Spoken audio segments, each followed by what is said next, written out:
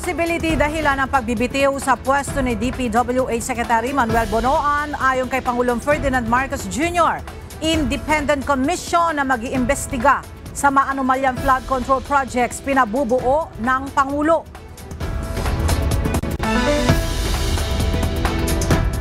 Dalawang ghost flood control projects isinumite ng DPWH sa Senate Blue Ribbon Committee. Sara Diskaya at iba pang contractors sumarap sa investigasyon.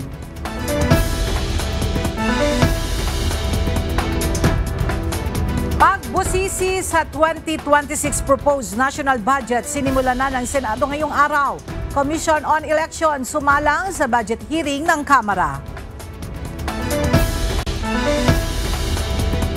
Panibagong dagdag sa presyo ng mga produktong petrolyo ipatutupad bukas. Low pressure area at habagat magdadala ng mga pag-ulan sa malaking bahagi ng bansa ngayong Lunes ayon sa Pag-asa.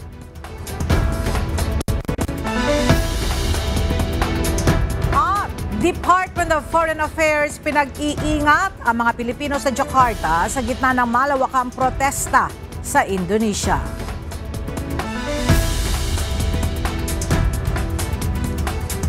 Magandang tanghali mga kasangbahay. Ngayon po ay araw ng Lunes, September 1, 2025. Tayo po ay sabayang napapakinggan sa Radyo La Verdad 1350, ang UNTV Radio.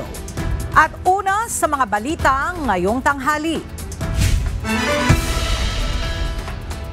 Sa gitna ng issue sa flood control projects, tinanggap na ni Pangulong Ferdinand Marcos Jr. ang pagbibitiw sa pwesto ni Department of Public Works and Highways Secretary Manuel Bonoan.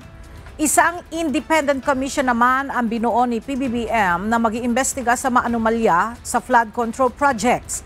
Narito ang report ni Nel Maribahok. Itinalaga na ni Pangulong Ferdinand Marcos Jr. bilang bagong kalihim ng Department of Public Works and Highways si Transportation Secretary Vince Dizon. Ito ay matapos tanggapin ng Pangulo ang resignation ni DPWH Secretary Manuel Bonoan epektibo na ngayong araw, September 1. Sa kanyang resignation letter, ipinahayag ni Secretary Bonoan ang kanyang suporta sa panawagan ng Pangulo na accountability, transparency at reforma sa ahensya. Sa gitna ito ng ginagawang investigasyon sa umano'y anomalya sa flood control projects. Ayon sa Presidential Communications Office, inatasan ni PBBM si Secretary Dizon na magsagawa ng masusing pagsusuri sa buong organisasyon ng kagawaran at tiyakin na ang pondo ng bayan ay gagamitin lamang para sa mga infrastrukturang tunay na nagpoprotekta at pakikinabangan ng sambayan ng Pilipino. Itinalaga naman ni PBBM si Undersecretary Giovanni Lopez bilang Acting Secretary ng Transportation Department. Upang higit pang mapalakas ang pananagutan, bumuo si Pangulong Marcos ng isang independent commission upang imbestigahan ang mga anomalya sa flood control projects. Ang komisyong ito ay magsasagawa ng masusing pagsusuri sa mga proyekto, tutukoy sa mga irregularidad at magre-rekomenda ng mga hakbang para sa pananagutan upang matiyak ang tiwala ng publiko sa paggastos para sa infrastruktura. Wala pang detalye kung sino-sino ang bubuo sa naturang independent commission. Nel Maribuhok, UNTV News and Rescue. Diyos ang aming sandigan, serbisyo publiko ang aming pinahalagahan. Inihayag ngayon ni Pangulong Ferdinand Marcos Jr. ang dahilan kung bakit nagbitiw sa pwesto si Department of Public Works and Highways Secretary Manuel Bonoan. Samantala, isang executive order naman ang ilalabas ng Pangulo para sa bubuing independent commission na mag-iimbestiga sa anomalya sa flood control projects. Mula sa Malacanang, nagbabalik si Nel Maribuhok live.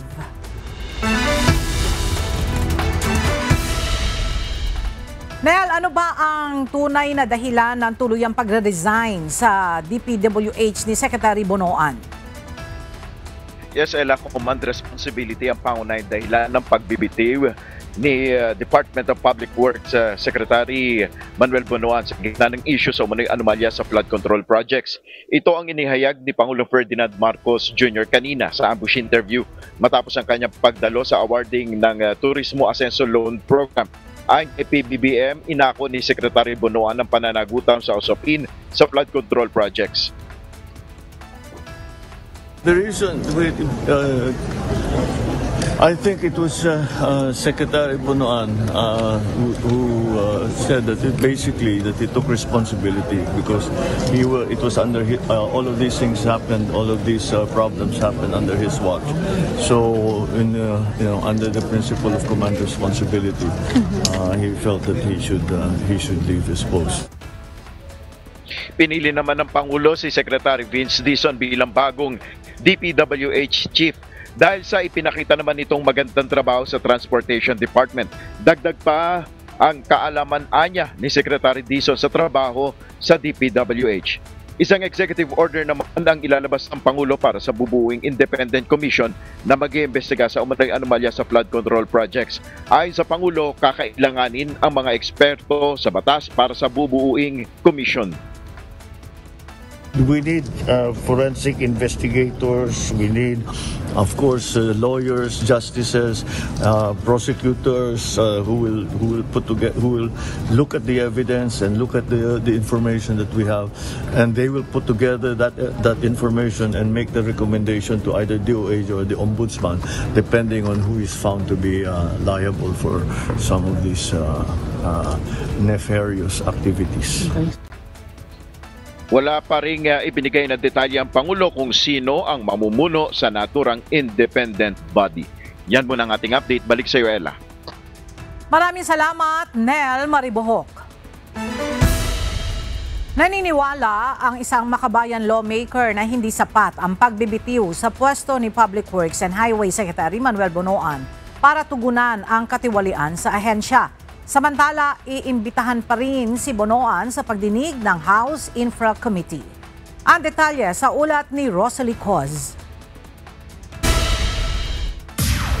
Cosmet solution sa isang systemic na problema. Ganyan inilarawan ni House Deputy Minority Leader at ACT Teachers Party List Representative Antonio Tino ang pagbibitiw sa pwesto ni Public Works and Highway Secretary Manuel Bonoan at paghalili sa kanya ni Transportation Secretary Vince Dizon. Ayon sa kongresista, hindi nito mareresolba ang dekada ng korupsyon sa DPWH. Anya, ang kailangan ay ang lubos na pagbabago sa sistema na ugat ng anomalya. Naniniwala naman si House Assistant Minority Leader at Kabataan Party List Representative Rene Co. Hindi maibabalik ang tiwala ng mamamayan sa pagpapalit lang ng pamunuan sa ahensya hanggat wala pa ring big fish official na kurakot na napapangalanan, nakakasuhan at napapakulong. Ganito rin ang reaksyon ni House Deputy Minority Leader at Akbayan Party List Representative Percy Sendanya. Giit nito, kailangan ng sistematiko at lubusang reforma sa loob ng ahensya dahil ang sangkot ay mga contractor, district engineers at ilang mambabatas. Welcome naman kay House Deputy Minority Leader at mamamayang Liberal Party List Representative Leila De Lima ang pagbabago sa DPWH, kasunod ng anyay tila pagmaliit ni Bonoan sa katiwalian sa ahensya. Pero giit nito, dapat mag-resign na rin ang iba pang opisyal ng DPWH na sangkot o hinayaan lang ang mga kalokohan sa ahensya at humarap sa pananagutan. Samantala, iimbitahan pa rin sa House Infra Committee hearing si Bonoan kahit nagbitiw na ito sa pwesto, gayon din si bagong DPWH Secretary Vince Dizon. Ayon pa kay House Infracom Co-Chairperson at Bicol Saro Party List Representative Terry Ridon, tuloy ang hearing sa September 2, araw ng Martes, at pagtutuunan ng pansin ng mga ghost at substandard projects na ininspeksyon ni Pangulong Ferdinand Marcos Jr. sa Bulacan. Rosalie Coz, UNTV News and Rescue. Diyos ang aming sandigan, serbisyo publiko ang aming pinahahalagahan.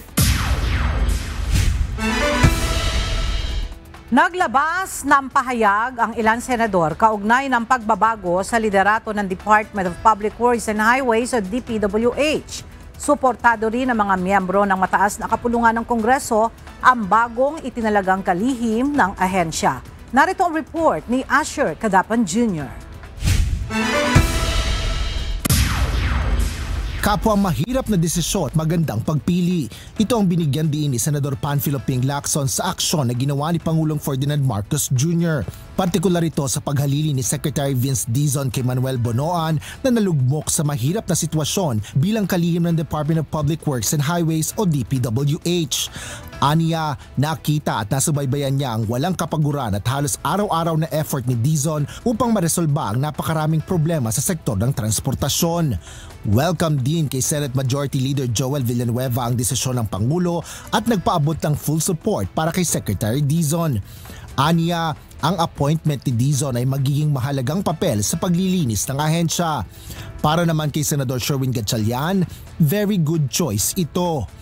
Aniya, si Secretary Dizon ay isang action man, may integridad at kumpiyansa siyang magagawa nito ang trabaho ng walang korupsyon. Tiniyak naman ni Senate President Francis Chis Escudero na nakahanda ang Senado na sumuporta sa mga reforma ng bagong kalihim ng DPWH. Ito ay upang matiyak anya na ang public works ay maihatid sa paraan na epesyente, malinaw, may buong pananagutan at para sa paglilingkod sa mamamayang Pilipino. Dismayado naman si Senate President Pro Tempore Jinggoy Estrada na kinailangang magbitiw si Bonoan habang nalulunod ang kagawaran sa mga questionableng proyekto. Marami anyang mga nasa mas mababang posisyon kaysa sa kanya ang hindi naging tapat sa kanilang panunungkulan at sangkot pa sa mga ghost project. Ayon naman kay Senate Deputy Majority Leader J.V. Ejercito, kakailanganin ng bagong kalihim ng maraming swerte o di kaya ay himala para sa departamentong nasa gitna ng labanan.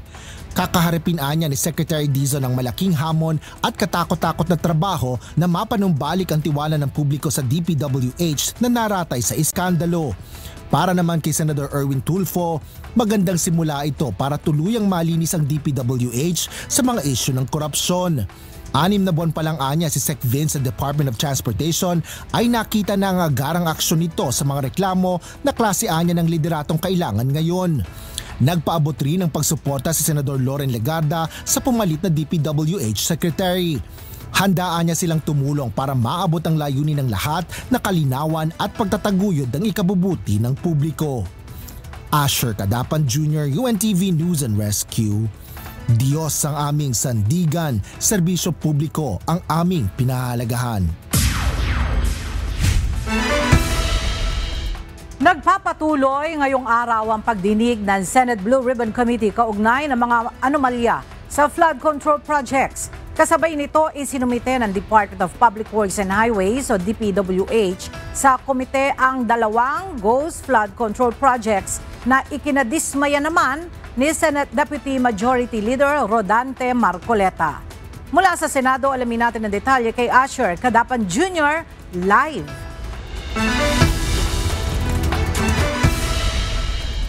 Asher, magkano ang nakuhang pondo dyan sa ghost projects na yan at saan dapat ilalagay ang mga proyekto na yan?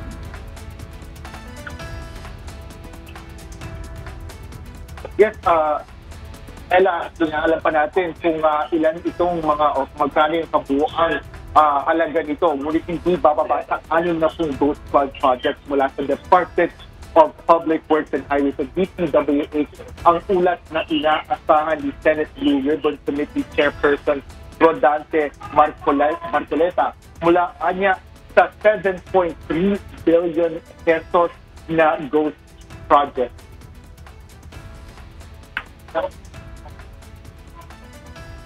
Paliwanag ni Senate Deputy Majority Leader Marcoleta ang 6 na ghost flood control project na ay batay sa listahan sa website na sumbong sa Pangulo ni Pangulong Ferdinand Marcos Jr. Ngunit posibleng mas marami pa anya ang bilang na ito. Batay naman sa impormasyon ng kanya o nakarating sa kanya. Gusto nito pinuwestiyon ng Senador ng DPWH. Result dahil pinangako umano ito ng ahensya na ibibigay ang listahan ng lahat ng ghost flood control project sa pagdinig ng Senado ngayong araw. Meron po kasi kaming information that a certain DE already confessed to you that the amount of 7.3 billion was used for ghost projects. 7.3 billion pesos. So on the assumption that each project will cost 100 million each, easily ang ghost projects po ay nasa vicinity of something like 70 ghost projects. Ang nangyari po, ang pinadala nyo ay 2 lang. Sa Sa Senate hearing, 23 contractors na inimbitahan ng komite ang dumalo para sa investigasyon ng mga anomalya sa flood control projects. Unang kunwestiyon ng mga senador ang contractor na Alpha and Omega General Contractor and Development Corporation na pagmamay-ari ni Cesara Rowena Discaya. Sinabi ni Discaya na 2016 ay nagsimula silang makakuha ng mga proyekto mula sa DPWH, partikular para sa flood control. Inamin ni Discaya noong 2022 ay nakapag-bid sila para sa 491 flood control projects ng DPWH at 71 dito ang na-award sa kanila. Kinwestiyon naman ni Senate President Pro Tempore Jinggoy Estrada kung paano ito napapangasiwaan ng kumpanya gayong mayroon lang itong mahigit 200 empleyado. Ella, may iba pang contractor sa ilalim ng ibang pangalan ay lang din ng mga kaanak ng Discaya na kumpirma sa pagdinig ng Senado. Sa ngayon ay patuloy pa rin ang sinasaluwang Senate hearing ng Blue Ribbon Committee. Yan ang latest dito sa Senado. Balik tayo. Maraming salamat, Asher Cadapan Jr. Natuklasan ni Senador Panfilo Lacson na contractors din umano ng flood control projects ang ilang direktor ng Philippine Contractors Accreditation Board o PCAB.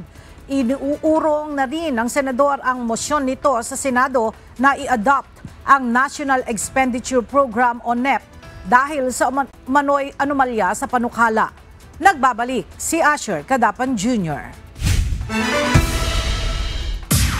Dismayado si Senador Panfilo Ping Lacson sa tahasang pagtanggi ng Philippine Contractors Accreditation Board o PCAB sa umano'y license for sale sa ahensya. Partikular ito sa pagpapalusot umano ng PCAB sa mga kontraktor kahit blacklisted o hindi na pinapayagang mangontrata sa pamahalaan.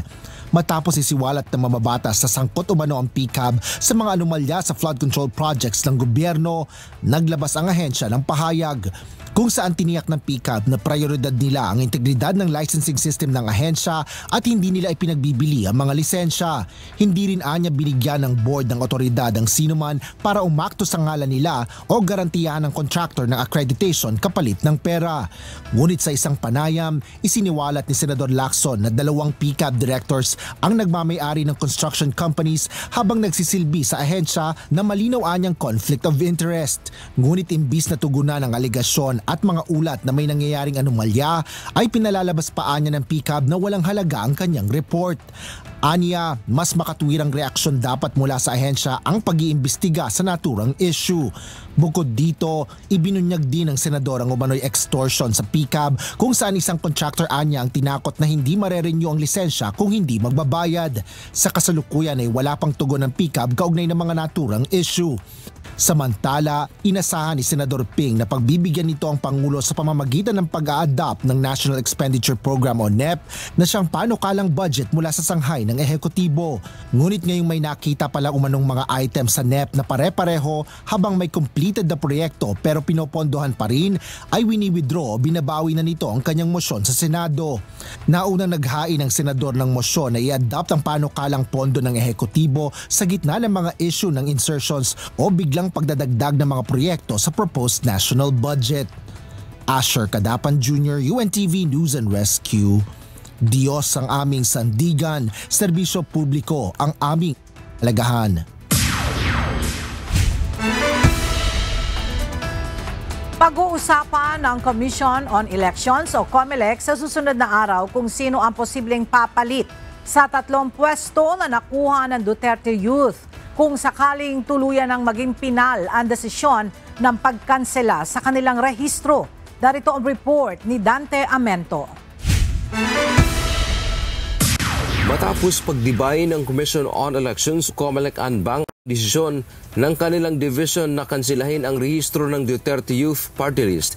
Pag-uusapan ng anbank nitong darating na Miyerkules kung paano ang pagpili sa papalit sa 3 pwesto na nakuha ng Duterte Youth sa Kamara.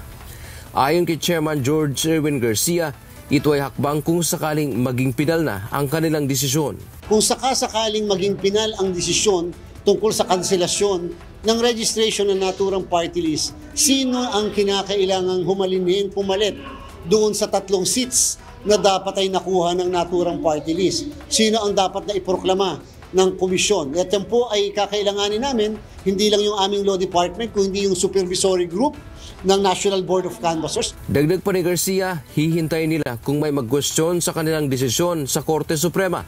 Handa naman ani silang idepensa ang naging aksyon ng komisyon. Aminado ang COMELEC na matagal ang paglalabas nila ng desisyon sapagkat ang mga commissioner na may hawak sa kaso ay may ilan na nagretiro. Samantala, ayon naman sa chairman ng Duterte Youth na si Ronald Cardema, maghahain sila ng petisyon sa Supreme Court ngayong araw para questionin ang desisyon ng COMELEC. Dagdag pa ni Cardema, kung dineklarang unconstitutional ng Supreme Court ang aksyon ng mahigit 200 kongresista kaugnay ng impeachment complaint laban kay Vice President Sara Duterte, lalo naman anya ang naging pasya ng 5 commissioner na bumoto para kansilahin ang rehistro ng Duterte Youth na anya'y malinaw na labis na pag-abuso sa diskresyon ng COMELEC. Dante Amento, UNTV, News and Rescue. Diyos ang aming sandigan, serbisyo publiko, ang aming pinahahalagahan. Nagtungo ngayong araw sa Korte Suprema ang ilang grupo para questionin ang batas kaugnay ng redistricting at distribusyon ng 7 parliamentary district seats sa Bangsamoro. Giit ng mga petitioner, labag sa konstitusyon at Bangsamoro Organic Law ang Bangsamoro Autonomy Act No. 77. Mula sa Maynila may report si Dante Amento live. Dante, ano ang detalye nitong inihaing petisyon ngayon sa Korte Suprema? Magandang umaga, Ella. Nagtungo nga sa Korte Suprema ngayong umaga ang ilang grupo sa Bangsamoro, partikular sa Lanao del Sur. Naghain sila ng petisyon sa Korte Suprema na kumukwestiyon sa bagong batas ng Parlamento o ang Bangsamoro Autonomy Act No. 77 para sa distribusyon ng 7 parliamentary seats na orihinal pong nakatalaga sa Sulu. Ayon sa grupo, ang batas ay minadaling ipinasa at walang kaukulang konsultasyon para sa kanila. Ayon sa grupo, nais nilang ideklarang unconstitutional at labag din sa Bangsamoro Autonomy Act o Bangsamoro Organic Law ang nasabing batas sapagkat walang kaukulang konsultasyon at apektado sila, partikular itong mga nanggaling sa Lanao del Sur. Kaya ang hiling nila sa Korte Suprema na sana mabigyan ng kaukulang aksyon itong kanilang petisyon at hindi may patupad ng partikular ng Commission on Elections ang batas ng pag-distribute nitong 7 parliamentary seats at gayon din sa 2028 elections ay hindi na rin may patupad.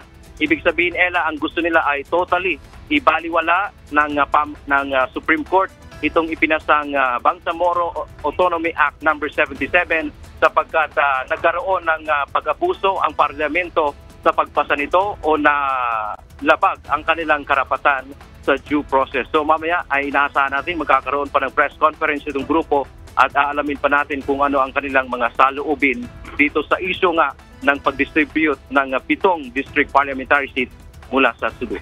Yan man ang ating update. Balik sa iyo, Ella. Maraming salamat, Dante Amento. Humihiling ng karagdagang pondo para sa 2026 ang Commission on Elections para sa Barangay and Sangguniang Kabataan Elections o BSKE. Sa 2026 National Expenditure Program, nasa 11.84 billion pesos ang panukalang pondo para sa COMELEC. Mula sa House of Representatives, makibalita tayo kay Rosalie Coz live. Rosalie, nasa magkano ang karagdagang budget na hinihiling ng COMELEC sa Kongreso? Ella, nasa 9 billion pesos yung karagdagang pondong hinihiling ng Commission on Elections o COMELEC para sa taong 2026. Ito ay matapos ng aprubahan ang rescheduling ng Barangay and Sangguniang Kabataan Elections sa November 2026. Sa 2026 National Expenditure Program na inendorso ng Executive Branch sa Kongreso, 11.84 billion pesos ang proposed budget para sa COMELEC. Ayon kay COMELEC Chairman George Garcia, kung itong maaprubahan, walang pondo para sa honoraria ng mga gurong tutulong sa BSKE, gayon din sa mga karagdagang voting precincts para sa inaasahang bilang ng mga bagong botante. Dagdag pa nito sa isinagawang voters registration mula August 1 hanggang 10 para sa BSKE, nasa 2.8 million ang nadagdag na mga bagong botante, isang historic first ayon sa COMELEC. Sa projection ng komisyon, nasa 4 million ang madadagdag na botante oras na ipagpatuloy ang voters registration mula 3rd week ng October 2025 hanggang July 2026 para sa November 2, 2026 BSKE. Sa kasalukuyan, 68 million na ang mga botante sa bansa at posibleng pumalo ng 71 million regular voters sa 2026 bukod pa ito sa bilang ng SK voters. Tuloy-tuloy naman ang paghahanda ng komisyon para sa 2026 BSKE. Sakali namang magdesisyon ng Korte Suprema na ituloy yung BSKE ngayong December 2025, inihayag ng COMELEC na capable naman nilang maisagawa ito. Yun nga lang, walang magiging pondo para sa mga karagdagang presinto na kinakailangan dahil sa mga dagdag na voters at dahil sa mga dagdag na registered voters, gayon din sa mga gurong tutulong para sa halalan. Balik sa iyo, Ella. Maraming salamat, Rosalie Coz. Sinimula ngayong araw ang pagdinig sa Senado patungkol sa proposed 2026 national budget. Ayon sa isang senador, titiyakin nilang magiging maayos at mapapakinabangan ng taong bayan ang pondong ito. Mula sa Senado, ang detalye sa report ni Ivan Alvarez live. Ivan, paano sisiguruhin ng Senado na magiging malinis ang proposed 2026 national budget? Yes, Ella, ayon kay Senate Committee on Finance Chairperson Senator Win Gatchalian, magiging maingat sila sa ginagawang pagdinig dito sa 2026 proposed budget upang hindi matulad sa nakaraang 2025 budget. Sinimulan ngayong araw ang unang pagdinig ng Development Budget Coordination Committee o DBCC para sa proposed fiscal year 2026 National Expenditure Program. Ayon kay Senate Committee on Finance Chairperson Senator Win Gatchalian, maraming kontrobersya ang bumalot sa 2025 budget gaya ng mga aligasyon tungkol sa mga ghost project na pinondohan ng pamahalaan. Dagdag pa ng senador, kahit bukas sa publiko na mabasa ang mga dokumentong may kinalaman sa pambansang pondo, mahirap itong intindihin kaya kailangan itong gawing mas simple upang masiguro ang transparency. Bunsod nito, irereformaan niya ang budget process para sa taong 2026 upang maging mas transparent at mas madaling maintindihan ng taong bayan. The direction of this committee for the 2026 budget is a budget that is lean, effective, and efficient. We will be very conscious on what happened in the last 2025 budget. Dagdag pa ng senador, sisiguruhin nila na mapupunta ang bawat sentimo sa kapakinabangan ng mga Pilipino. Samantala, nagkakahalagang 6.793 trillion pesos ang panukalang pambansang pondo para sa taong 2026. Ella, nagpapatuloy itong budget hearing sa Senado samantala hindi naman nakadalo ngayong araw si Finance Secretary Ralph Recto dahil sa medical condition, pati na rin si DepDev Secretary Arsenio Balistacan dahil sa isang important trip. Pero tiniyak ni Chairperson Win Gatchalian na makakadalo ang mga ito bukas para sa pagpapatuloy nitong pagdinig sa budget ng 2026. Yan muna ang update mula dito sa Senado. Balik sa inyo dyan, Ella. Maraming salamat, Ivan Alvarez. Sinusuhulan umano si Officer in Charge, Ombudsman Dante Vargas para ibasura ang inihaing kaso ni Senador Amy Marcos. Ito ang inahayag ng Presidential Sister sa gitna ng nakabimbing kaso na inihain nito sa Ombudsman kaugnay ng pag-aresto kay dating Pangulong Rodrigo Duterte. Paliwanag ng Senadora, maraming nakapagsabi sa kanya na ang kasalukuyang OIC Ombudsman ay umaharap sa matinding pressure. Kabilang dito ang mga napakalaking halaga ng panunuhol mula sa makapangyarihang tao upang ibasura ang kontrobersyal na kasong inihain ni Senador Marcos. Magbibigay daan ang dismissal sa pagtatalaga umano ng isa sa kanila sa isang makapangyarihan at hinahangad na posisyon. Nanawagan ito sa opisyal na huwag magpasakop, dinggin ang konsensya at panindigan ang sinumpaang tungkulin sa opisina na ginawa para labanan ang korupsyon. Ipinagdiriwang ngayong buwan ng Setyembre ang Maritime and Archipelagic Nation Awareness Month o MANAMO. Kanina, nagkaroon ng sabay-sabay na pagtataas ng bandila ng bansa bilang panimula ng mga aktibidad sa pangunguna ng National Maritime Council. Pero ano nga ba ang dapat malaman ng mga Pilipino tungkol dito? Alamin natin yan sa report ni Ryan Lacanlale live. Ryan, ano ang layunin nito ang Maritime and Archipelagic Nation Awareness Month o MANAMO? Layunin ng MANAMO na paigtingin ang kaalaman at kamalayan ng mamamayang Pilipino sa pagiging archipelagic nation o maritime nation ng Pilipinas. Sabay-sabay na nagsagawa ng flag raising ceremony ang National Maritime Council at mga katuwang na ahensya para sa pagdiriwang ng Maritime and Archipelagic Nation Awareness Month o MANAMO ngayong buwan ng Setyembre. Dito sa Maynila, hindi naging hadlang ang maulang panahon para pasimula ng pagdiriwang. Pinangunahan ang programa ni na Secretary Andres Centino, Presidential Assistant for Maritime Concern, National Maritime Council Spokesperson Undersecretary Alexander Lopez, at Philippine Coast Guard Spokesperson for the West Philippine Sea, Commodore J. Tariela. Ayon kay Undersecretary Lopez, kailangang tumindig ng bawat Pilipino laban sa mga propaganda at disinformation na ipinapakalat ng China.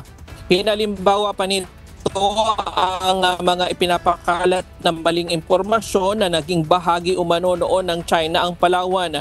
Pag-agaw umano ng Pilipinas sa Batanes mula sa Taiwan noong World War II at maging ang banggaan ng dalawang barko ng China noong August 11 kung saan kasalanan umano ito ng Pilipinas. Aniya, ang laban sa West Philippine Sea ay hindi lamang laban ng pamahalaan kundi ng lahat ng Pilipino. Ayon naman kay Commodore J. Tariela, hindi nagtatapos sa termino ng kasalukuyang administrasyon ang laban sa West Philippine Sea. Dahil ang karapatan sa West Philippine Sea ay karapatang ipamamana sa mga susunod na henerasyon. Ang MANAMO ay pinagdiriwang tuwing buwan ng Setyembre sa ilalim ng Executive Order No. 29 noong 2017. At yan muna ang latest mula dito sa Maynila. Balik sa iyo, Ala. Maraming salamat, Ryan Lacanlale. Mariing itinanggi ng Department of Foreign Affairs ang nilalaman ng travel advisory ng China sa mga mamamayan nito kaugnay ng sitwasyon sa Pilipinas. Ayon sa DFA, walang katotohanan na may security risks sa bansa at ang abiso ng China ay isang misrepresentation ng sitwasyon. Tugon ito ng DFA sa inilabas na babala ng Foreign Ministry ng China nitong Sabado na nagbabala sa mga Chinese nationals sa pagbiyahe sa Pilipinas dahil umano sa paghihina ng seguridad at pagtaas ng krimen laban sa kanilang mga mamamayan. Pinag-iingat ng Department of Foreign Affairs sa mga Pilipino na nasa Jakarta, Indonesia. Ito ay dahil sa nangyayaring kaguluhan at protesta sa naturang bansa. Ang detalye sa report ni Ivan Alvarez. Hinihikayat Department of Foreign Affairs sa mga Pilipinong nasa Indonesia na mag-ingat mula sa mga nangyayaring demonstrasyon sa naturang bansa. Ito'y kasunod ng malawakang kilos protesta sa iba't ibang pangunahing lugar sa Indonesia dahil sa isyu ng korupsyon at mataas na halaga ng bilihin. Lalo itong tumindi matapos masawi ang isang motorcycle taxi driver na nabangga ng sasakyan ng pulis sa isang protesta sa Jakarta. Ayon sa unang pahayag na inilabas ng DFA, pinapayuhan ang Filipino community sa Jakarta na manatili muna sa loob ng kanilang mga tahanan at magdoble ingat sa gitna ng patuloy na demonstrasyon laban sa gobyerno. Dagdag pa ng ahensya, kailangang maging maingat at umiwas sa mga matataong lugar na maaaring magdulot ng panganib.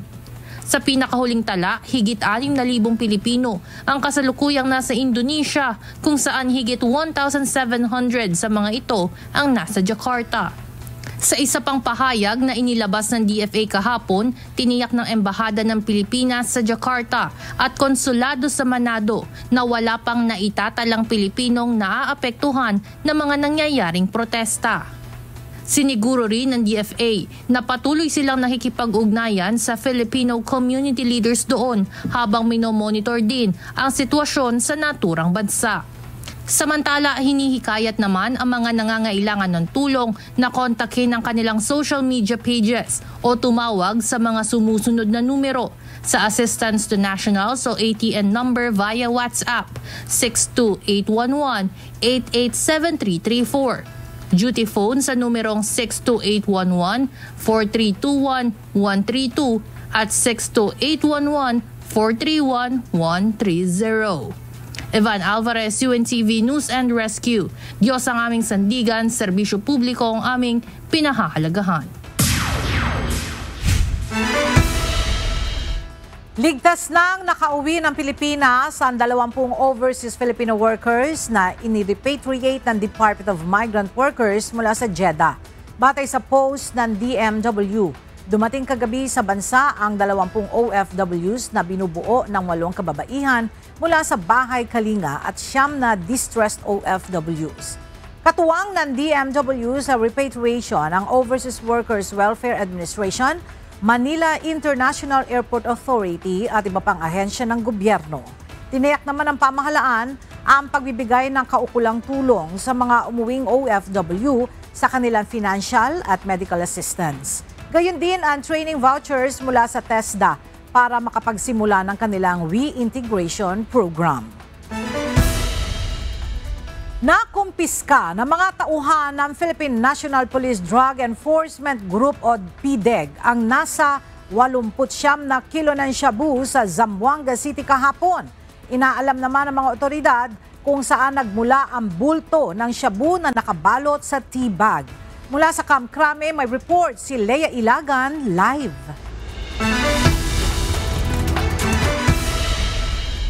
Lea, may mga naaresto ba ang mga otoridad sa isinagawang operasyon? Magandang tanghali sa iyo, Ella. Nahuli ng mga tauhan ng Philippine National Police Drug Enforcement Group o PDEG ang 3 high-value individual sa barangay Rio Hondo, Zamboanga City kahapon ng umaga. Nakilala ang mga naarestong suspect sa mga alias na Paser, Jan at Adil na may kinakaharap ng kaso sa paglabag sa Republic Act 9165 o Comprehensive Dangerous Drugs Act of 2002. Ang PDEG Director, Police Brigadier General Edwin Pilates, nasa 89 na kilo ng shabu ang kanilang nakumpiska na nagkakahalaga ng nasa 600 milyong piso sa isinagawa nila interdiction operation. Patuloy namang iniimbestigahan ng mga otoridad kung saan ang galing ang naturang mga shabu. Ella? Alright, maraming salamat, Lea Ilagan. Abiso sa mga motorista, panibagong oil price hike ang muling ipatutupad bukas araw ng Martes, September 2. Base sa anunsyo ng mga oil company, tataas ng piso ang presyo ng kada litro ng diesel, habang magkakaroon ng dagdag na 70 centavos sa kada litro ng gasolina at kerosene. Samantala, ipinatutupad rin ngayong Setyembre ang panibagong price adjustment sa presyo ng liquefied petroleum gas o LPG. Base sa anunsyo ng Petron, tataas ng 20 sentimos ang kada kilogram ng kanilang LPG. Habang wala namang magiging paggalaw sa LPG products ng Solane at Regasco. Makararanas ng mga pag-ulan ang maraming lugar sa bansa ngayong araw ng Lunes, September 1. Batay sa weather forecast ng Pag-asa, magdudulot ng mga pag-ulan ang binabantayang low pressure area na huling namataan sa 695 kilometers ng silangan ng Daet, Camarines Norte. Gayunman, ayon sa Pag-asa, mababa ang posibilidad na mabuo bilang isang bagyo ang naturang LPA sa loob ng susunod na 24 na oras. Apektado ng low pressure area ang Bicol Region, Aurora, Bulacan, Quezon at Rizal. Asahan na ang moderate to heavy na mga pag-ulan na posibleng magresulta sa flash floods o landslide sa mga nabanggit na lugar. Habang magiging maulan rin ngayong Lunes sa Metro Manila, Visayas, Mimaropa at nalalabing bahagi ng Central Luzon at Calabarzon dahil naman sa habagat. Magiging makulimlim rin at may kalat-kalat na pag-ulan na mararanasan sa Zamboanga Peninsula, Northern Mindanao at Caraga. Pinapayuhan ang publiko na maging alerto at manatiling nakaantabay sa mga update ukol sa lagay ng panahon.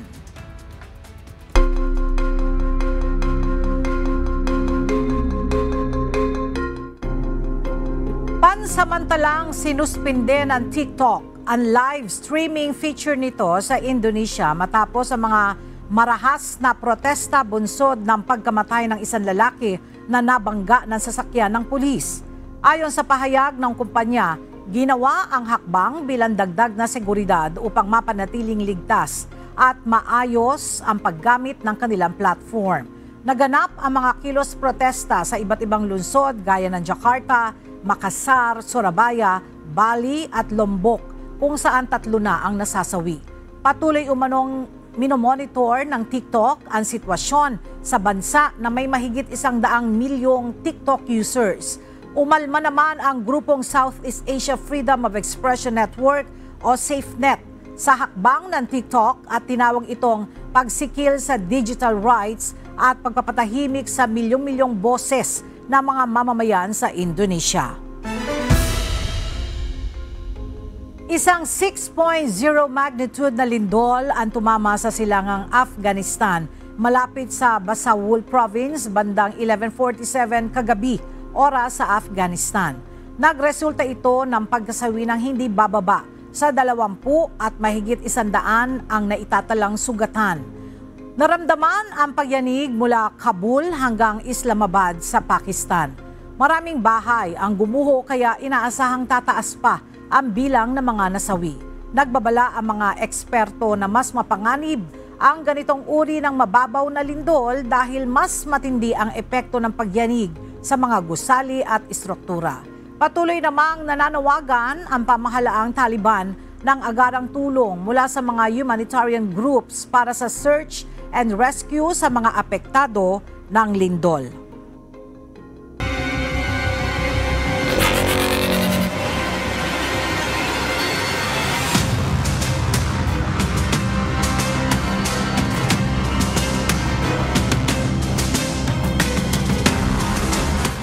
Nagsimula na kahapon ang unang triple-header match para sa quarterfinals ng UNTV Cup Executive Face-Off 2025. Wagi ang mga koponan ng Judiciary Magistrates, PNP Responders at ang Executive Branch Commanders sa kanilang comeback win. Ang detalye sa report ni JP Nunez.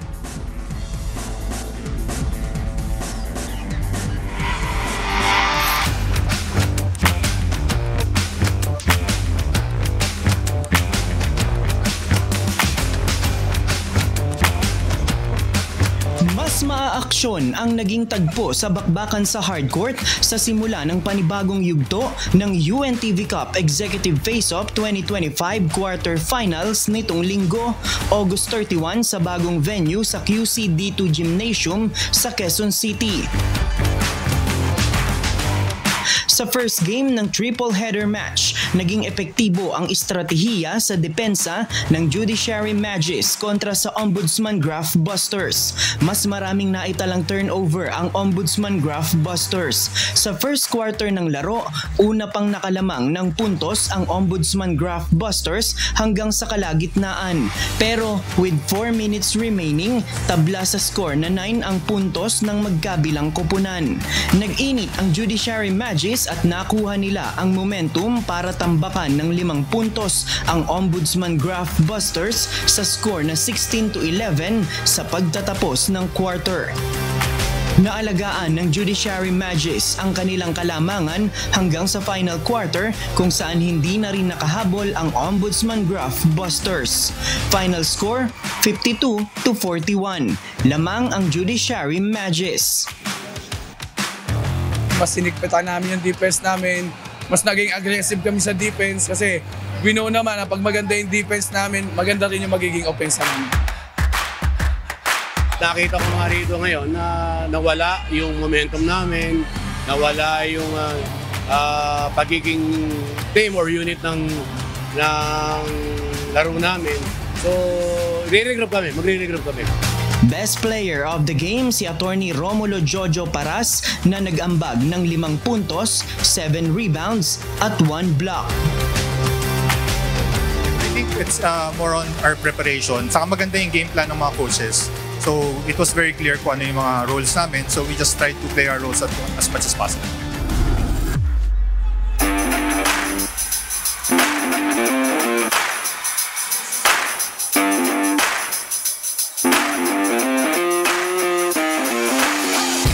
Second game, eksplosibo ang double-digit scoring ni Department of Justice spokesperson Assistant Secretary Miko Clavano na nagtala ng 17 points at Prosecutor Richard Padulyon na bumuslo ng 12 points para sa DOJ Vicons. Subalit hindi ito umubra sa double-digit scoring ni na Police Colonel Joshua Alejandro, Police Colonel Pedro Martires at Police Lieutenant Colonel Joseph Garcia na may combined 44 points para sa PNP responders. Sa umpisa ng laban, 5-0 run ang ginawa ng PNP responders at tinapos nila ang first 10 minute of action na may 10 puntos na lamang sa score na 27-17. Lumobo pa ang kalamangan ng PNP responders kung saan nag-iwan sila ng 28 points na kalamangan sa pagtatapos ng first half sa score na 55-27. Hindi na nakahabol pa ang DOJ Vicons hanggang sa pagtunog ng buzzer. Lamang ng 16 na puntos ang PNP responders sa final score na 82-66. Sabi ko sa kanila, number 1, carry over yung mga panalo. So, one miss, matalo lang isang beses, alanganin na kami. So, sabi ko sa nila, yung 4 na remaining game, dapat yun ipanalo natin. Pero, paisa-isa lang. Siguro swerte lang din sila, isa pa yun. Pero yung mga players naman, lahat naman, gusto naman manalo, kaso lahat, hindi namin nagagawa ng tama yung play eh. Siguro, yun nga ayusin namin yun. Best player of the game si Police Lieutenant Colonel Joseph Garcia na kumamada ng 23 points, 12 rebounds, 5 assists at 3 steals.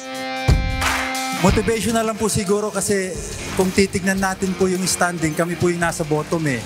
Kaya kung carry over po yung standing natin, kailangan mas win sa amin yung 4 remaining games namin. Kaya talagang kailangan naming tiyaga, sipag talaga para manalo.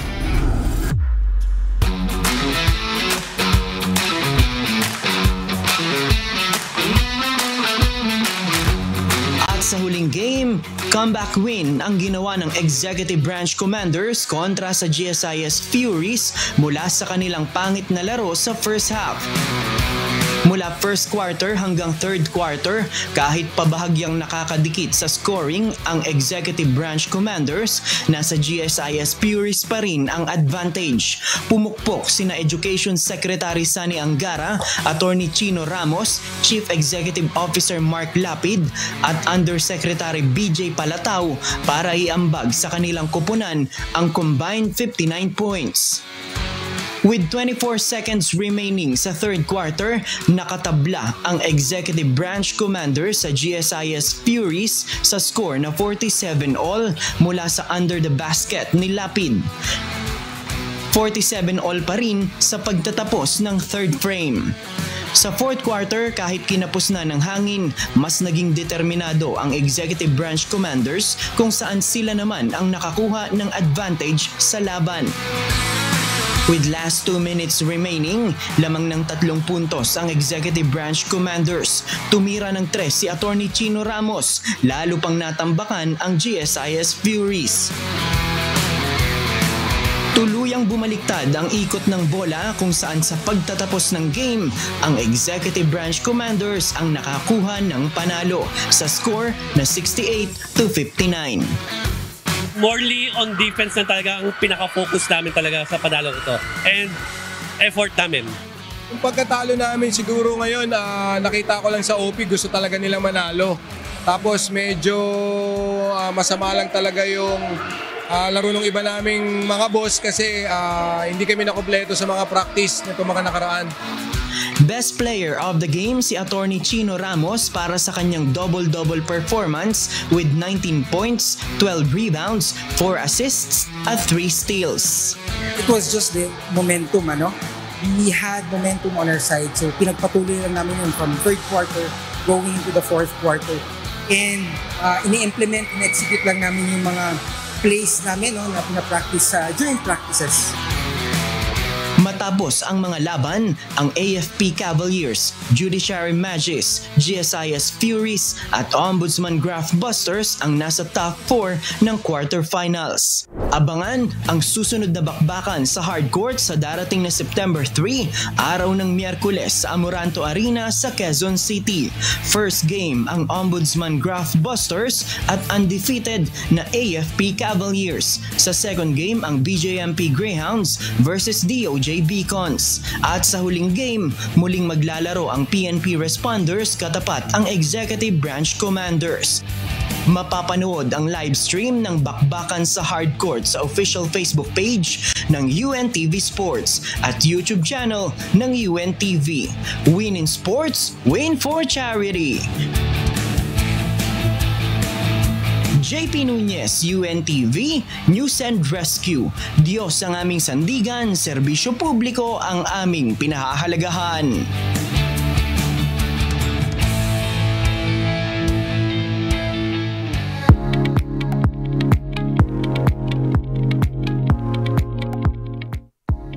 Sa pagdiriwang ng Wish 1075 na ika-11 anibersaryo, hindi lang isa, kundi 2 amazing concert ang ibinigay nila nitong buwan ng Agosto. Ngunit hindi lang musical performances ang tampok sa selebrasyon dahil kasama rin sa highlight ang acts of charity o pagbibigay tulong ng Wish 1075 sa ilang individual. Narito ang report ni Jed Neresina.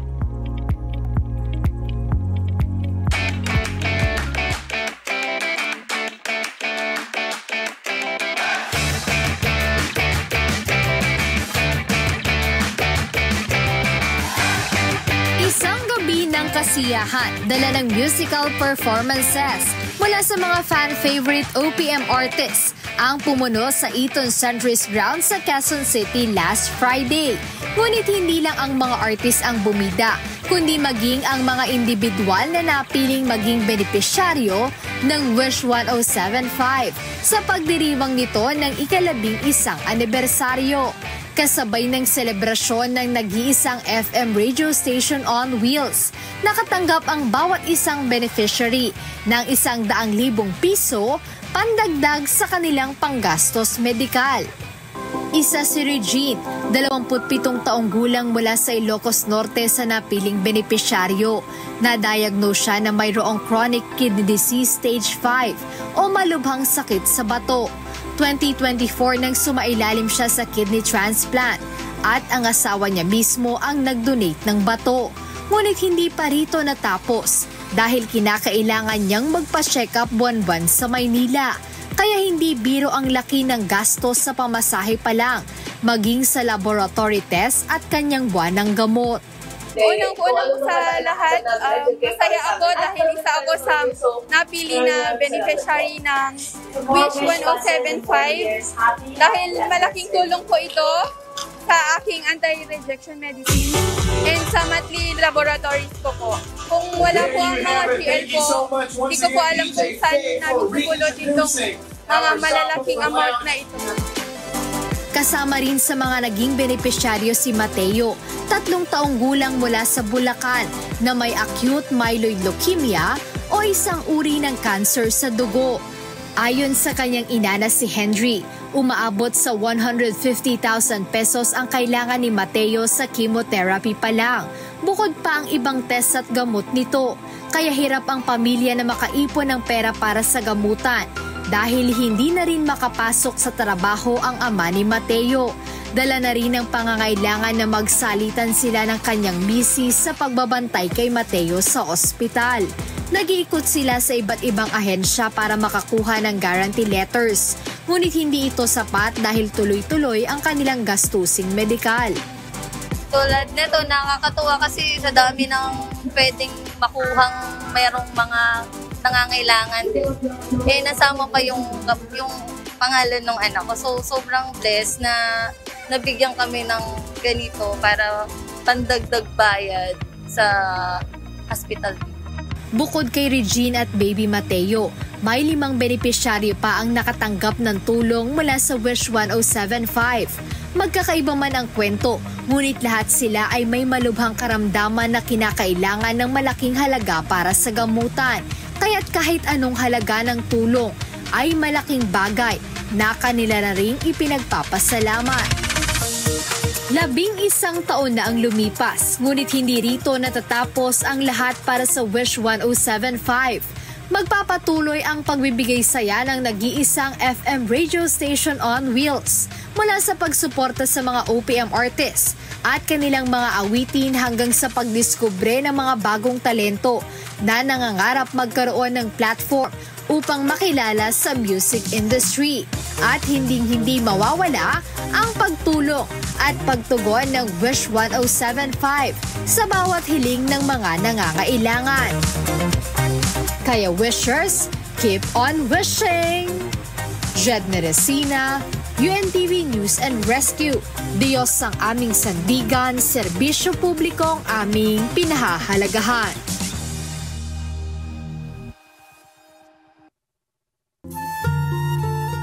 At sa ating iiwang mga salita ng Diyos na ating sandigan mula sa Aklat ng Awit, Kapitulo 1, versikulo 6, na nagsasabi, sapagkat nalalaman ng Panginoon ang lakad ng mga matuwid, ngunit ang lakad ng masama ay mapapahamak.